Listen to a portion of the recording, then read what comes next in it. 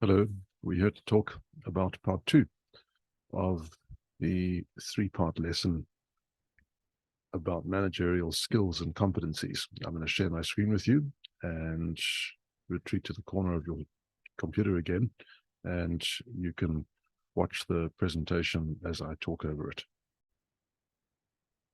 The first thing, of course, is to contemplate what part two is about, and that only makes sense if we contemplate what part one is about.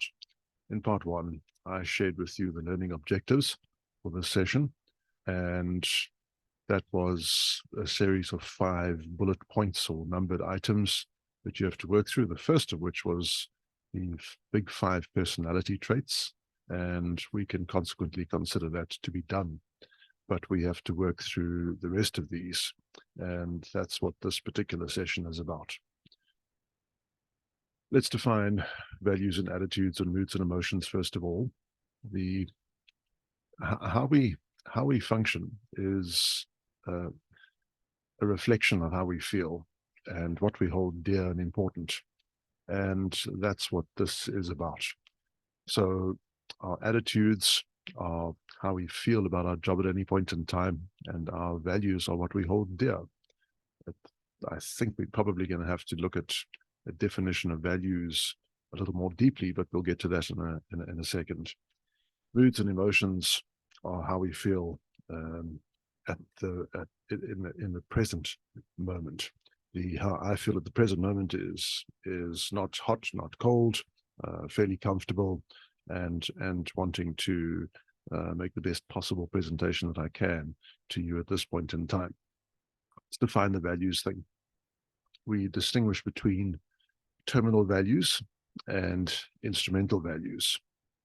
So I would like you to think about terminal values as being like a destination, because that's what it is. It's what you hold dear over the course of your life, which is not to say that what you hold dear as a 20-year-old is going to be what you hold dear as a 30 or 40 or 50-year-old, because the phases of your life are transitory. But you're heading towards something. You would like to be an important somebody, someone who makes an impact on the world. That's a destination, very distinctly a destination, whereas instrumental values are less like a destination than what they are the way to get there. In other words, it's like a pathway to your destination. All right. So those values give rise to norms, how we behave on a normal day in a normal way, and that normative behavior is just our informal guide to what we think to be okay. The problem here, though, is that when you go through the textbook is going to give you Western world examples, and those Western world examples, like the examples I show you on the screen in front of you, don't always translate well to Africa and context. So I want you to contemplate what normative behavior is in Africa in an African setting. Okay. Now, the value system we might have is the combination of those terminal values and those instrumental values. And in other words, our destination and the pathway towards getting there. But that, in a competitive environment, gives rise to what I've recently heard referred to as workism. And workism is it's also the subject of many movies, typically from competitive, individualistic culture contexts like the United States of America one. And what has become a bit of a film trope is the person who works really hard at their job to the expense and detriment of their family and their loved ones. And what we're effectively saying here is that the value systems we see emerging in a competitive world with 8 billion people on the planet are not necessarily good for community or mutuality. Cause for thought, and pause for thought for those of you, especially those of you studying industrial and organizational psychology. So let's move on. Attitudes are essentially how you feel about our jobs and our organizations. It complexions our approach to what we do and how we do it. And there are two critical things here that we must address, and those are job satisfaction and organizational commitment. There is a wealth of research on this, and I'm going to urge you to go and do some of your own simple and elementary searching, but job satisfaction is something we feel when we think that our jobs are good for us, when we're happy with our work. It is the case that people who've risen up the ranks typically feel a lot happier about themselves than people who are still rising, because the process of rising is often fraught with difficulty and danger and not necessarily good paychecks. And that makes it less comfortable than the person who's already arrived, so to speak. Job satisfaction is an important thing because satisfied managers perform what we refer to as OCBs, or organizational citizenship behaviors. They just are less likely to want to resign or to quit, and that reduces management turnover. And to get someone up to speed as a manager is a very long, time-consuming exercise, an expensive one. So it makes sense to try and keep the most expensive employees in your organization as satisfied as possible so that they don't leave, and then to also anticipate that they will spread some of that joy to the subordinates that report to them. So going above and beyond the call of duty is something that you can look up. I did a Google search. It was a very simple thing to do, and I came up with millions and billions of results. And I thought I'd look at the images, and I found that useful one that you see in the bottom right-hand corner of your screen. So an OCB comprises conscientiousness, and you've heard me speak about that, and you've read about it, and altruism, and civic virtue, and courtesy, and sportsmanship. And in much the same way that I can look this up as I move along with this lesson, you can do exactly the same. And I really recommend that you do, because one of the outcomes that we seek in training you is that you develop the ability to go and look up information yourself as opposed to being spoon-fed it. Now, moving on, we look at moods and emotions, and I think that it's best just to compare a positive mood to a negative mood. A positive mood is something which keeps people elated, whereas a negative mood gives rise to psychological distress. People are unhappy, they feel psychologically unsafe, and a lack of psychological safety as an emotion is not a desirable quality in any organization. But what we learn is that emotionally intelligent managers are less likely to create environments where people feel psychologically unsafe. So your textbook is going to address the issue of emotional intelligence, and you have 4 or 5 bullet points over here. It's not enough to develop an understanding of emotional intelligence. But the point is here that, as it says, managers with a high level of emotional intelligence are more likely and able to effectively manage their feelings so that they don't get in the way of effective decision making. They don't make bad decisions on the basis of how they feel. They contemplate how they feel, and they make the best decision based upon the facts available to them. So, looking at this notion of organizational citizenship and the like, we recognize, of course, that you're not going to get much organizational citizenship behavior being exhibited or demonstrated where the organizational culture is one which doesn't promote that. So a psychologically unsafe place doesn't have a favorable or positive organizational culture.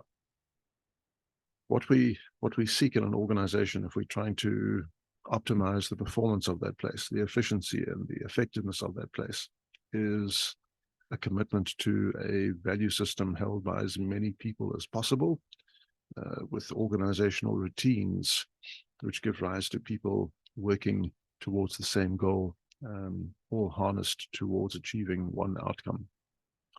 Where people don't buy into that, we refer to the organizational culture as ineffective or weak, as I've written there.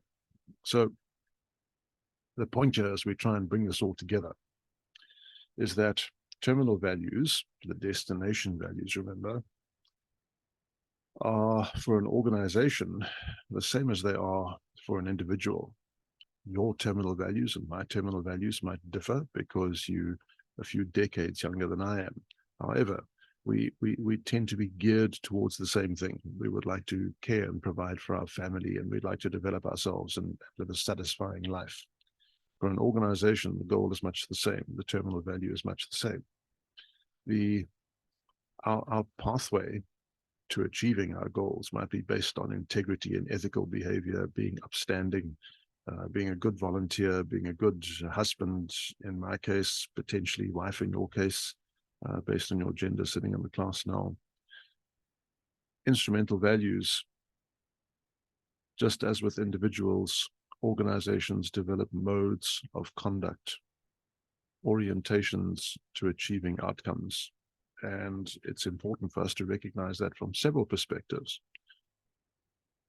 One of those perspectives is that those organizational routines are part and parcel of the ethical dimension of the organization, the way it approaches getting things done, whether it's prepared to have people pushed to one side in the process of achieving the organization's goals.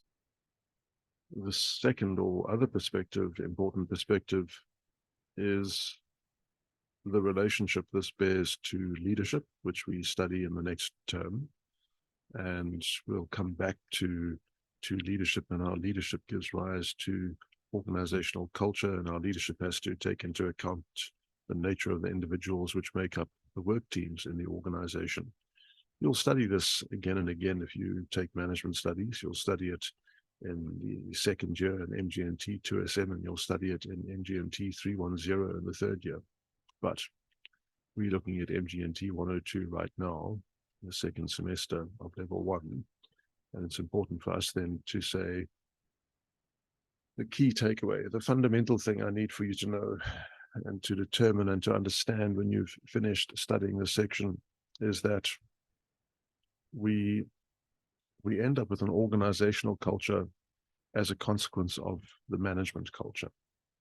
It's as simple as that. The managers create the culture. They allow the culture to emerge. Shitty managers give rise to shitty organizations, and there's no getting away from that. So culture of an organization is going to impact on the way the managers actually do their jobs. And we're not looking at the decisional, interpersonal, or informational hats here, but simply the planning, organizing, leading, and controlling functionality of a manager, which you remember way back in 1916, Fayol had devised as planning, organizing, commanding, coordinating, and controlling. Now, the planning that we do, the relationship between organizational culture and planning, is that an organization is more likely to be innovative if it has a culture which is open to change and new experience, and where people have, the employees have, and managers have freedom to give voice to their ideas, whereas a conservative organization plans from the top, simply cascades or ripples down the decisions to everyone else and expects them to do the work. That is also going to impact on the nature of the reporting relationships. So innovative cultures in these positive, psychologically safe environments are going to be very decentralized, which is not to say that a decentralized organizational structure is best for every situation. I would hate to have a bank, for example, look after my money without anyone very clearly being in charge and ensuring that everyone does their jobs to the best of the bank's desire for them to do their jobs, not their ability. I want my money looked after. Thanks very, very much. Because otherwise we're going to have another VBS situation, are we not? How did that arise again? Look it up. Go Google it. So the leading is similarly impacted by organizational culture, as is controlling. And in conservative cultures, as I've written there, managers emphasize caution and maintenance of the status quo, while in an innovative culture, like I don't want in a bank, managers are going to promote flexibility and taking initiative, much like a political party took with a thing called VBS Bank and pensioners' money a few years ago. So we've reached that point where after 20 minutes of lesson, I can ask you to pause and breathe and reset, because I'm going to come back to you with the third lesson